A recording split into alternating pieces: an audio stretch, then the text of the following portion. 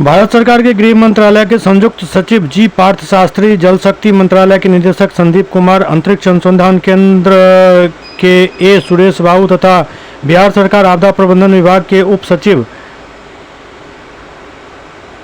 नदीमुल गफ्फार सिद्दीकी के द्वारा संयुक्त रूप से दरभंगा जिले के कीरतपुर प्रखंड अंतर्गत कोसी पश्चिमी तटबंध के भूगोल गांव टूटान स्थल पर पहुंचकर बाढ़ से हुई क्षति का जायजा लिया गया।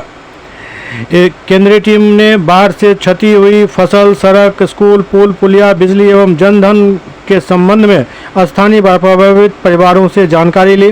स्थानीय नागरिकों ने बताया कि बाढ़ के समय जिला प्रशासन के द्वारा आवश्यक सुविधा उपलब्ध कराई गई। 23 दिनों से यहां पर सामुदायिक रसोई का संचालन हो रहा है, जिससे हम लोग दोनों शाम खाना खा रहे हैं।